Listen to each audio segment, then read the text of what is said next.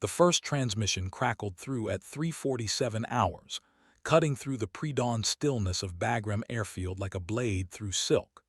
Static filled the operations center as Major Cassandra, Reaper, Thorne leaned forward in her chair, coffee growing cold in her weathered hands. The radio operator's face had gone ashen, his usual confident demeanor replaced by something approaching disbelief. "Say again, Overlord," came the voice from the field, tight with controlled panic. "Did you just say the pilot is?" "Affirmative, Ghost 7. Reaper is inbound to your position. ETA 12 minutes." The silence that followed stretched like a taut wire. In the background of the transmission, the unmistakable sound of automatic weapons fire painted a grim picture of the situation unfolding in the Hindu Kush Mountains. Navy SEAL Team 7 had been conducting a high-value target elimination when everything went sideways. Now they were pinned down in a valley that had become their potential grave, with Taliban fighters pouring in from 3 directions and air support their only lifeline. But the pilot coming to save them wasn't what they expected. Reaper checked her instruments one final time as her A-10 Thunderbolt II climbed through 8,000 feet, the twin turbofan engines humming their familiar deadly song. The Warthog's titanium bathtub cockpit enclosed her like a second skin, every switch and display as familiar as her own heartbeat. Below, the Afghan landscape rolled past in shades of brown and gray, deceptively peaceful in the early morning light. "Ghost 7, this is Reaper. I have your position marked. Can you give me a sitrep on enemy locations?" The response came laden with skepticism and barely concealed frustration. "Reaper, we need danger close support. Are you qualified for this type of mission?" Cassandra's jaw tightened almost imperceptibly. 8 years of combat flying, 3 deployments, and a distinguished flying cross apparently meant nothing when her voice didn't match their expectations. She'd heard the doubt before in briefing rooms, over radio channels, in the eyes of ground troops who expected their salvation to come with a deeper voice and broader shoulders. "Ghost 7, I'm qualified to keep you breathing," she replied, her tone level and professional. "Now give me those enemy positions before I have to figure them out myself." The radio fell silent again, but this time the pause felt different, heavier. Through her headset, she could hear the distant chatter of machine gun fire growing more intense. Time was running out for the men below, and their reluctance to trust her was about to cost them everything. Little did they know that their skepticism would soon transform into something approaching reverence, and that this mission would become the stuff of military legend, whispered about in mess halls and training facilities for years to come. The situation on the ground was deteriorating rapidly. Staff Sergeant Marcus Diesel Rodriguez pressed himself against the rocky outcropping, feeling the sharp bite of stone fragments as Taliban rounds chipped away at his cover. His squad leader, Lieutenant Commander James Hawk Morrison, was bleeding from a shrapnel wound to his shoulder, but his eyes remained sharp and focused on the tactical situation unfolding around them. "We've got approximately 40 tangos moving in from the North Ridge," Morrison spoke into his radio, his voice steady despite the chaos. "Another group of maybe 20 coming up the eastern slope. They're using the morning shadows for concealment, and we're running low on ammunition." SEAL Team 7 had been executing what should have been a textbook operation: infiltrate, eliminate, exfiltrate. The high-value target was a Taliban commander responsible for coordinating attacks against coalition forces throughout the region. Intelligence had indicated minimal security, a quick in-and-out job perfect for the team's specialized skill set. But intelligence had been wrong. The compound they'd hit was actually a meeting point for multiple cells, and now the entire valley was crawling with insurgents who wanted nothing more than to claim the scalps of American Special Operations Forces. The SEALs had managed to complete their primary objective, but extraction had become a nightmare of overlapping fields of fire and diminishing options. "Reaper, this is Ghost 7 Actual," Morrison continued, wincing as another burst of AK-47 fire forced him lower behind his rocky shield. "We need immediate close air support. Danger close, approximately 50 meters from our position. Do you copy?" The response that came back carried a slight southern accent, calm and measured despite the urgency of the situation. "Copy. Ghost 7 actual. I need you to mark your position with IR strobe and give me a bearing to the nearest enemy concentration." Morrison exchanged glances with Rodriguez, who was methodically placing aimed shots with his MK-18 rifle. Both men had worked with A-10 pilots before, but something about this situation felt different. The voice on the radio belonged to someone who clearly knew her business, but years of ingrained military culture made them hesitant to fully trust what they were hearing. "Strobe is active," Morrison replied. "Primary target bearing 045 degrees from our position, approximately 100 meters. Secondary targets bearing 090 degrees, roughly 150 meters out." Above them, Cassandra banked her A-10 into a shallow left turn, her eyes scanning the terrain below through her targeting systems. The Maverick missiles hung beneath her wings like sleeping predators, while the GAU-8 Avenger cannon in her nose promised devastation to anything in its path. She could see the infrared strobe marking the SEAL position, a tiny beacon of hope in an increasingly desperate situation. The skepticism in their voices was nothing new, but it still stung. Every mission began the same way: doubt, hesitation, the unspoken question of whether she belonged in this particular corner of warfare. The A-10 Thunderbolt II was never designed to be beautiful.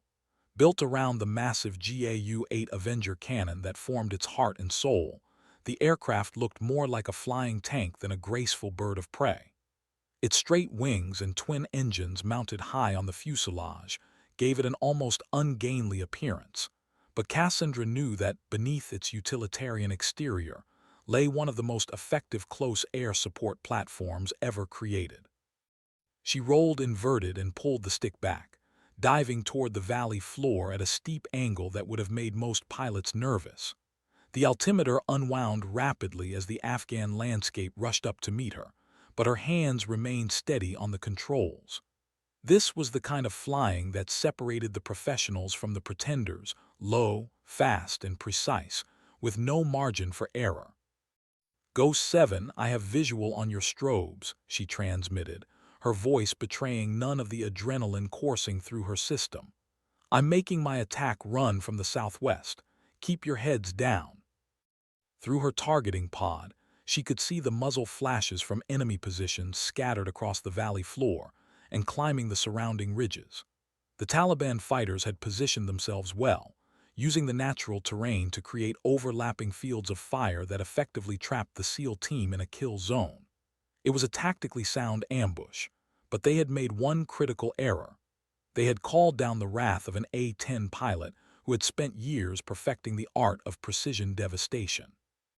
The first target was a machine gun nest dug into the northern ridge, its crew methodically walking fire across the SEAL position. Cassandra aligned her targeting reticle and squeezed the trigger. The GAU-8 erupted to life with its distinctive BRRRRT sound, sending 30mm depleted uranium rounds downrange at a rate of 3,900 per minute. The effect was instantaneous and devastating. The machine gun position simply ceased to exist, replaced by a cloud of dust and debris. "Good effect on target," came Morrison's voice, and for the first time there was a note of genuine appreciation in his tone. "That gun was giving us serious problems." Cassandra pulled up hard, feeling the G-forces press her into her ejection seat as she climbed for another attack run. The maneuver brought her dangerously close to the surrounding peaks, but she trusted both her aircraft and her skills to thread the needle. The A-10 responded to her inputs like an extension of her own body, rolling into a steep banking turn that would position her for the next target.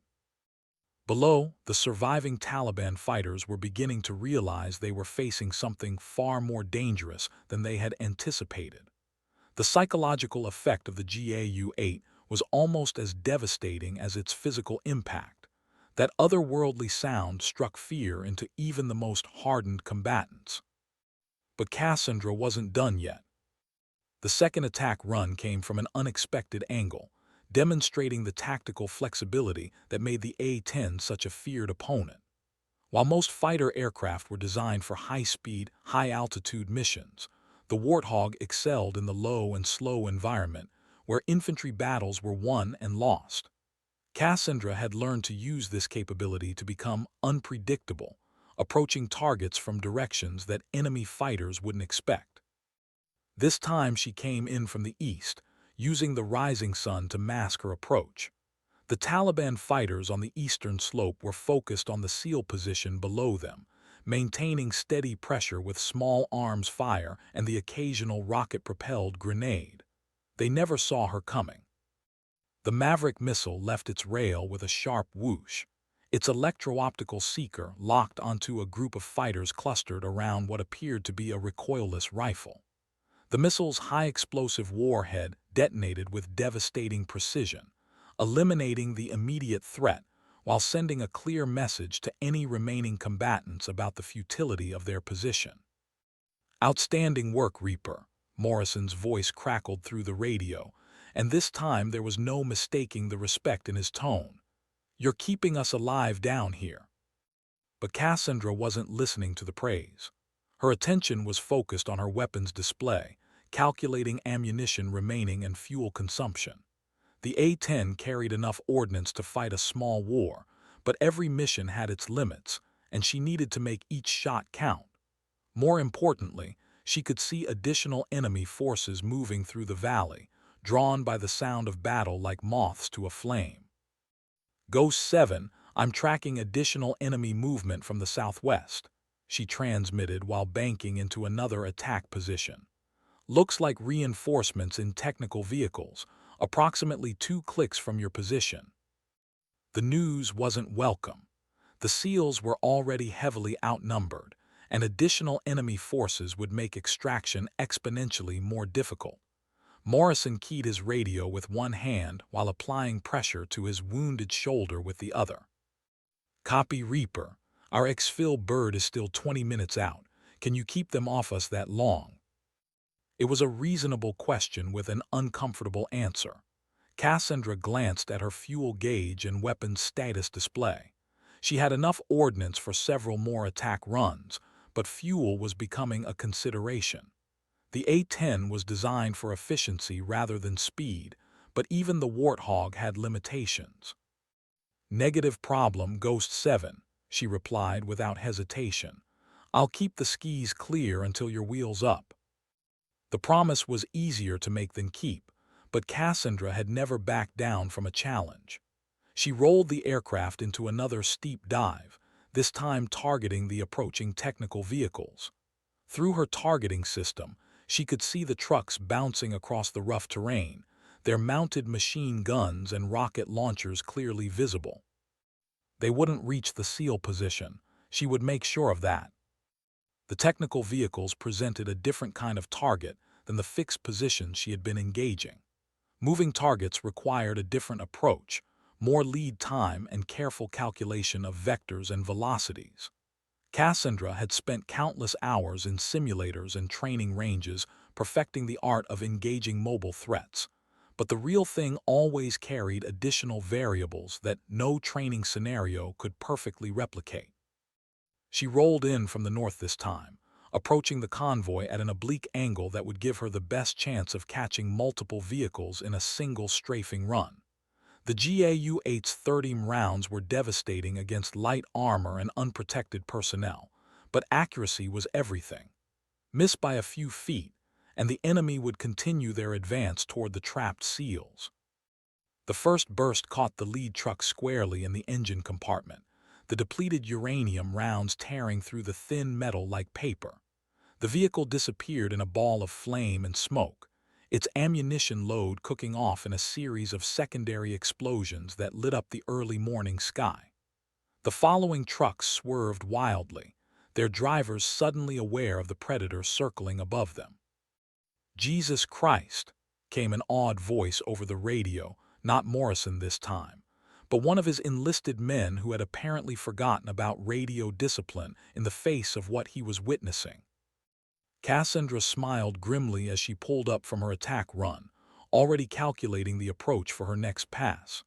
The surviving technical vehicles had scattered, some seeking cover behind rocky outcroppings, while others attempted to continue their advance using concealment and terrain masking. It was good tactics, but the A-10's targeting systems made hiding difficult. Ghost 7, be advised I've eliminated one vehicle and scattered the rest, she transmitted while climbing back to attack altitude. Looks like they're trying to use the Wadi system to approach your position from multiple directions. The Wadis, dry creek beds that crisscross the Afghan landscape, were a common infiltration route for insurgent forces. They provided natural concealment and covered approaches that could bring attackers dangerously close to defensive positions before being detected. Morrison understood the implications immediately. Copy, Reaper. Can you interdict them before they get close enough to effectively engage us? It was becoming a race against time. The surviving technical vehicles were using the terrain to their advantage, advancing by bounds while maintaining dispersion to minimize the effectiveness of air attacks. Meanwhile, the original Taliban force that had ambushed the SEAL team was still very much in the fight, keeping up steady pressure that prevented the Americans from maneuvering to better defensive positions. Cassandra checked her fuel gauge again. She still had enough for several more attack runs, but the mathematical reality of combat aviation was beginning to assert itself. Every minute in the air brought her closer to the point where she would have to begin thinking about her own survival and the fuel required to make it back to base. The next attack run required all of Cassandra's skill and experience. The remaining technical vehicles had taken cover in a narrow wadi that ran roughly parallel to the SEAL position, using the natural depression to shield themselves from direct observation while continuing their advance.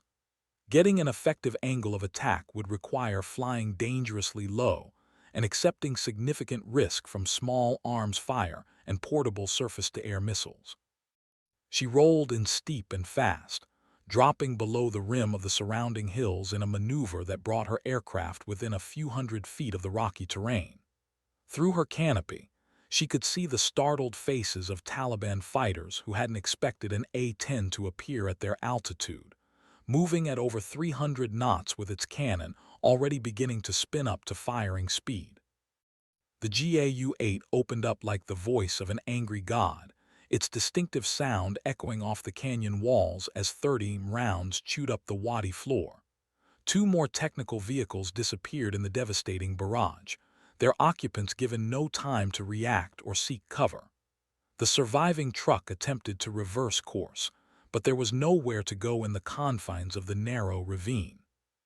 Scratch 3 technicals, Cassandra reported as she pulled up sharply, trading airspeed for altitude in a climbing turn that took her back above the relative safety of higher altitude. Remaining vehicle appears to be withdrawing to the southwest. The radio response came not from Morrison but from one of his senior enlisted men, a tone of genuine amazement coloring his professionally controlled voice. Reaper, this is Ghost 7 Bravo. That was the most beautiful thing I've ever seen. You just saved our asses. But even as the immediate threat from the mobile forces receded, the tactical situation remained challenging. The original ambush force was still in place, still maintaining pressure on the SEAL position, and ammunition was running low for both sides. Morrison's team had been fighting for over an hour now, expending rounds at a rate that would soon leave them critically short. Cassandra understood the mathematics of small unit combat as well as anyone. Ground forces could only carry so much ammunition, and sustained firefights inevitably favored whoever had the better supply situation. The Taliban fighters were operating on home ground with potentially unlimited resupply, while the SEALs were carrying only what they had infiltrated with. Ghost 7, what's your ammunition status? She asked, though she already suspected the answer. "We're down to about 30%, Morrison replied honestly. "Maybe 15 minutes of sustained contact before we're throwing rocks." The admission was sobering. Cassandra glanced at her own weapons display. Still plenty of 30 ammunition for the GAU-8 and 2 Maverick missiles remaining. Enough firepower to continue supporting the ground forces, but the larger question was whether she could eliminate enough enemy combatants to tip the tactical balance before the SEALs ran out of ammunition entirely. The Taliban forces had learned to respect the A-10's capabilities, but they hadn't given up. If anything, the devastating effectiveness of Cassandra's attacks had made them more determined to eliminate the SEAL team before additional coalition forces could arrive. They began moving with greater caution, using covered approaches, and timing their movements to minimize exposure to air attack. Cassandra orbited overhead, scanning the terrain below with her targeting systems while simultaneously monitoring radio traffic from multiple sources. The extraction helicopter was still 10 minutes out, fighting headwinds and weather that had delayed its departure from the forward operating base. 10 minutes might as well have been an hour given the current tactical situation. "I'm seeing movement in the rocks north of your position," she transmitted, adjusting her orbit to get a better angle of observation. "Looks like they're trying to work around to your 6 o'clock. Morrison acknowledged the intelligence while directing his remaining effective fighters to adjust their defensive positions.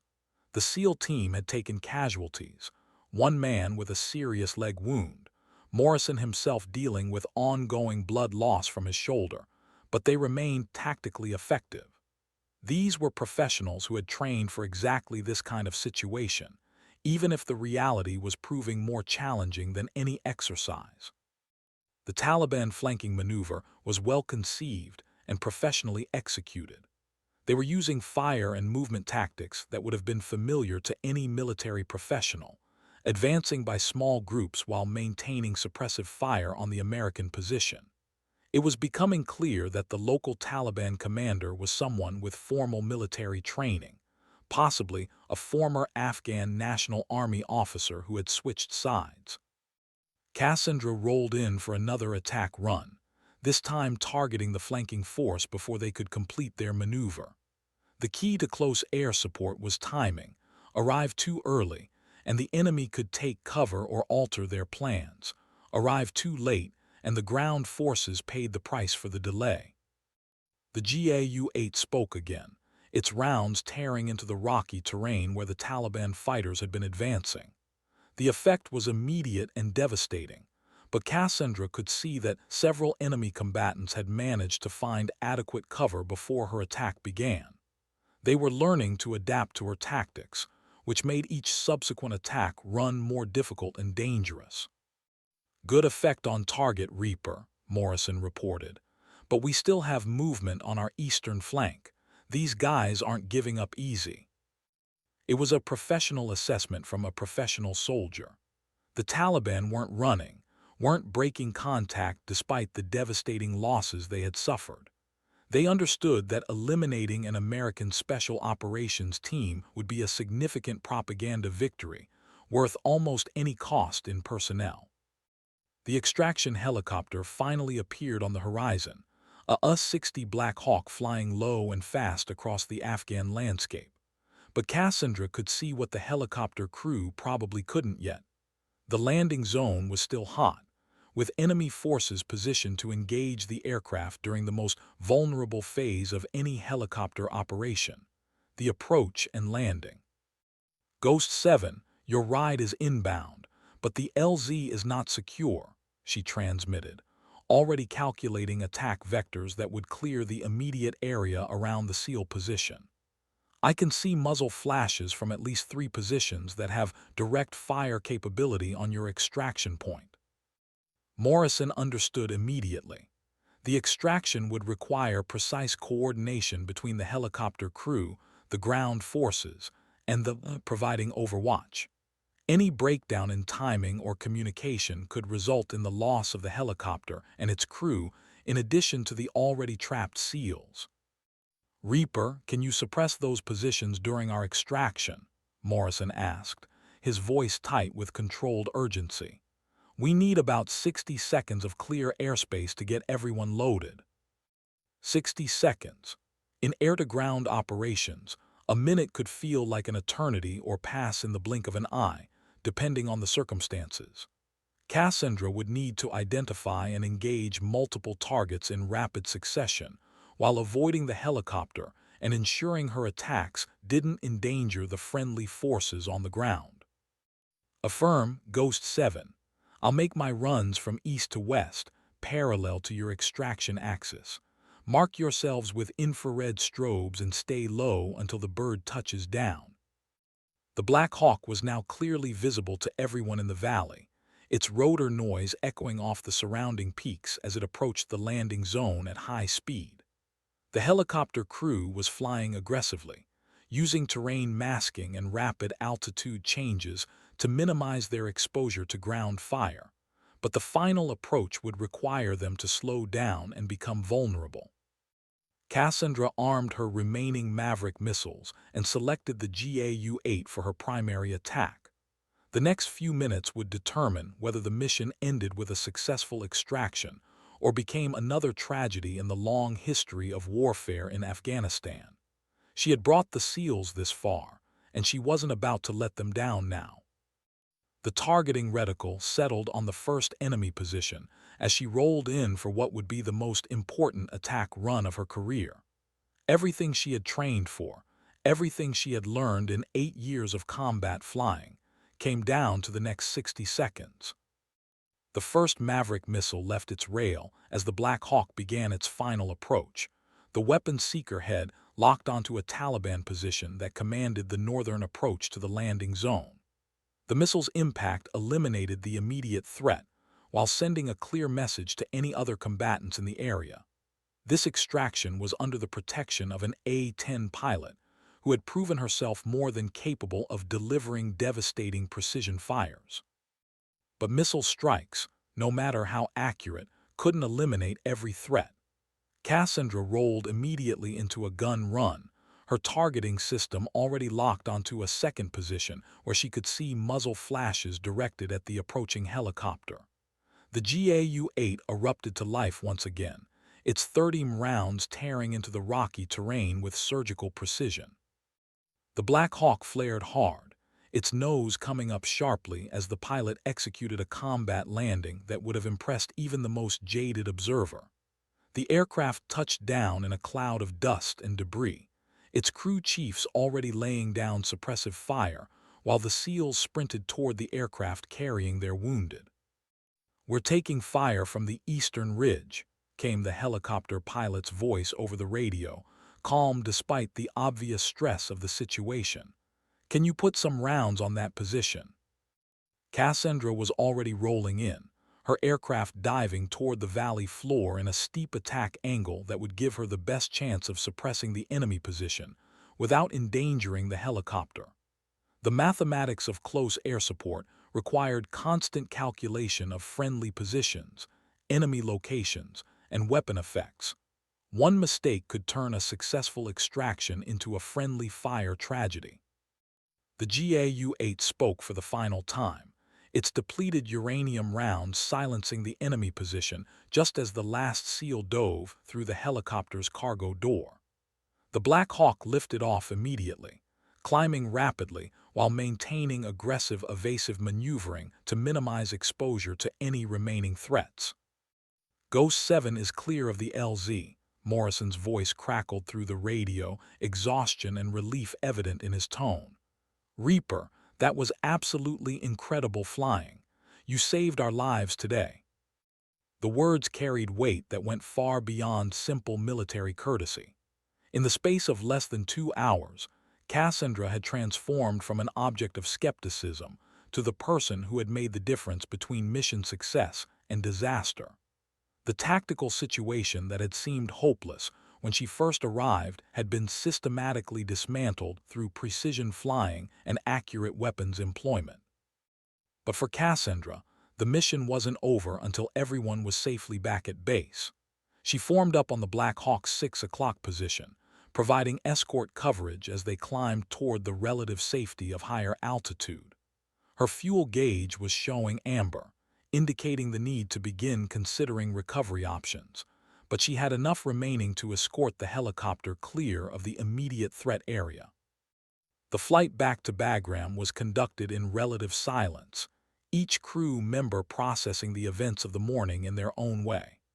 The Black Hawk crew maintained professional focus on navigation and defensive measures, while the SEALs attended to their wounded and began the mental transition from combat operations to medical evacuation procedures. For Cassandra, the return flight provided time to reflect on the mission and its broader implications. She had faced skepticism before, had proven herself countless times in training scenarios and previous combat deployments. But something about this morning's events felt different, more significant somehow than the routine close air support missions that made up the majority of her combat flying. The radio had been quiet for nearly 20 minutes when Morrison's voice broke through the static, his transmission directed specifically to her aircraft. "Reaper, this is Ghost 7 Actual. I need to say something and I need you to hear it." Cassandra keyed her microphone, curious about the unusually formal tone in the SEAL officer's voice. "Go ahead, Ghost 7. "Ma'am, when we first heard you were our air support, I'll be honest, we weren't sure what to expect. We'd heard the stories, seen the footage, but this morning you showed us something that goes beyond anything we could have imagined. You didn't just provide close air support. You orchestrated a symphony of destruction that kept us alive when we had no business surviving that ambush." The words hung in the air for a moment before Morrison continued. "We came into this mission thinking we knew what combat aviation looked like. We're leaving with a completely different understanding of what's possible when skill meets courage meets absolute professional competence. You're not just a pilot, ma'am. You're an artist, and death is your canvas." The compliment was extraordinary in its scope and sincerity, coming from men who rarely offered praise and never engaged in empty flattery. These were warriors who had seen combat aviation at its finest throughout multiple deployments, and their assessment carried the weight of hard-earned experience. "Just doing my job, Ghost 7, Cassandra replied, though the words felt inadequate to capture the complexity of the morning's events. "Glad I could keep you breathing long enough to get home to your families." But even as she spoke, she understood that something fundamental had changed. The skepticism that had greeted her arrival had been replaced by something approaching reverence, and word of the morning's events would spread through the special operations community with the speed of wildfire. Stories would be told, legends would be born, and her call sign would be spoken with the kind of respect reserved for the very best combat aviators. Bagram Airfield appeared on the horizon like a mirage, its sprawling complex of runways and facilities, a welcome sight after the intensity of the morning's combat operations. The control tower cleared both aircraft for immediate approach, medical personnel already standing by for the wounded SEALs. Standard post-mission procedures would begin as soon as they touched down: debriefings, medical evaluations, and the endless paperwork that documented every aspect of modern military operations. Cassandra executed a textbook landing, the A-10's robust landing gear absorbing the impact as her aircraft rolled out on the familiar runway. Ground crews were already moving toward her parking position, ready to begin the post-flight inspection and rearming procedures that would prepare the aircraft for its next mission. The Warthog had performed flawlessly throughout the morning's engagement, living up to its reputation as one of the most reliable and effective close air support platforms ever created. The Black Hawk touched down at the medical facility, its rotors still turning as medical personnel rushed to evacuate the wounded SEALs. Professional efficiency dominated the scene as doctors and nurses took charge of their patients, beginning the process of medical evaluation and treatment that would determine the extent of their injuries and required recovery time. As Cassandra climbed down from her cockpit, she was surprised to see Morrison walking toward her aircraft despite his shoulder wound, and the medical personnel trying to direct him toward the treatment facility. The SEAL officer moved with obvious discomfort but equally obvious determination, approaching her with an expression that mixed exhaustion with something approaching awe. "Major Thorne," he said, extending his uninjured hand in a gesture of respect. "I wanted to thank you personally before the medical folks dragged me away. What you did up there today, it's going to become the stuff of legend." The handshake was firm, professional, and carried the weight of shared combat experience. Morrison's eyes met hers directly, without any of the skepticism or hesitation that had colored their initial radio communications. In the space of 2 hours, she had transformed from an unknown quantity to someone who had earned his complete professional respect. "Sir, you and your men performed superbly under impossible circumstances," Cassandra replied. "It was an honor to support professionals of your caliber." The exchange was brief but significant, witnessed by ground crews and medical personnel who would carry their own versions of the morning's events back to their respective units. In the military's informal communication network, stories like these spread rapidly, gaining embellishment and significance with each retelling until they became part of the organizational culture. Morrison finally allowed himself to be escorted to the medical facility, but not before turning back one final time. "Ma'am, if I ever find myself in another situation like that, I hope to hell you're the one providing air support." The debriefing session began 3 hours later in a secure conference room within Bagram's intelligence facility. Present were representatives from multiple organizations, the SEAL team leadership, A-10 squadron operations officers, intelligence analysts, and senior commanders who wanted first-hand accounts of the morning's successful engagement. Morrison sat at the conference table with his arm in a sling, his shoulder wound having required surgical repair but not threatening his long-term combat effectiveness. His teammates showed similar signs of the morning's violence, bandaged wounds, exhausted faces, but the unmistakable bearing of professional soldiers who had accomplished their mission despite overwhelming odds. The intelligence officer conducting the debriefing was a lieutenant colonel who had seen enough combat operations to appreciate both the tactical complexity of the morning's events and their broader significance for coalition air-ground operations. His questions were precise and professional, designed to extract maximum operational value from the team's experiences. "Major Thorne, can you walk us through your weapons employment sequence and the decision-making process behind your target selection?" he asked, referring to the detailed notes he had been taking throughout the session. Cassandra's response was methodical and professional, describing each attack run in terms of tactical objectives, weapon selection rationale, and observed effects on target. She emphasized the importance of real-time coordination with ground forces and the critical nature of accurate target identification in close proximity to friendly troops. But the technical discussion of tactics and weapons employment told only part of the story. The real significance of the morning's events lay in the transformation that had occurred between the initial skeptical radio calls and the final extraction under fire. Professional competence had been demonstrated, respect had been earned, and legends had been born. "Gentlemen," Morrison interjected during a pause in the tactical discussion, "I think we need to acknowledge something here. When we first heard that our air support was coming from Major Thorne, our initial reaction was, let's call it professionally skeptical.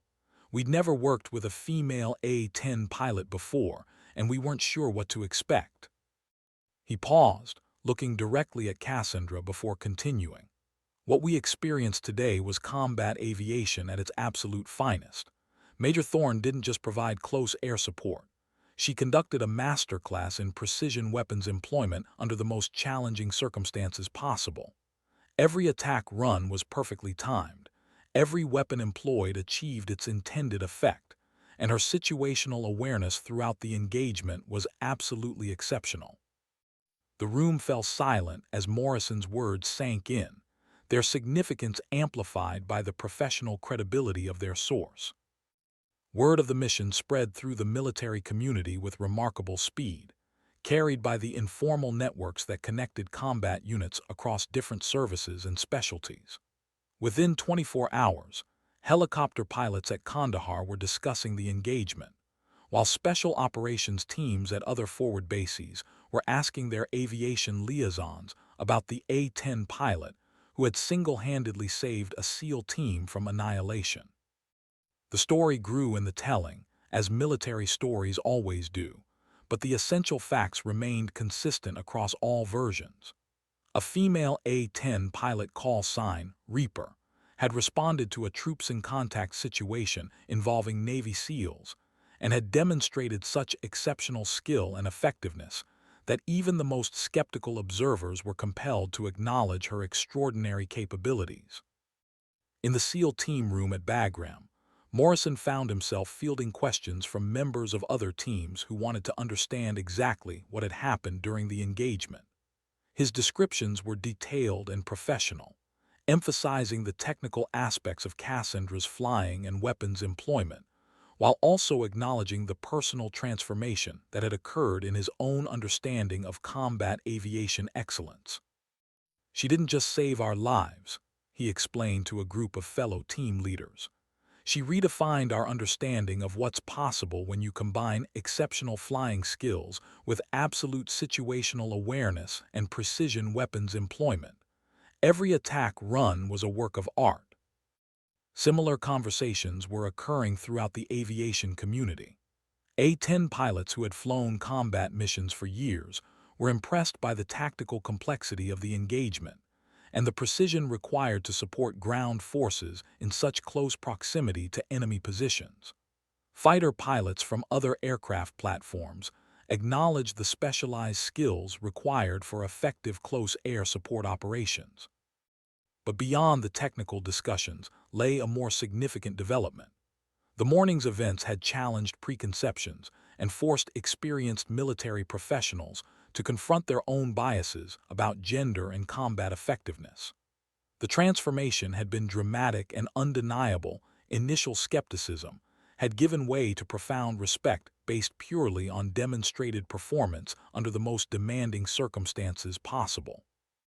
Cassandra herself remained focused on her primary responsibilities, preparing for the next day's missions and maintaining the aircraft and equipment that made her combat effectiveness possible. But she was aware of the attention her performance had generated and understood its broader implications for female combat aviators throughout the military. The mission had been a success by any measure, but its lasting impact would extend far beyond the tactical victory achieved in a remote Afghan valley. 3 weeks later, Cassandra found herself in the unusual position of being requested specifically by name for high-priority close air support missions.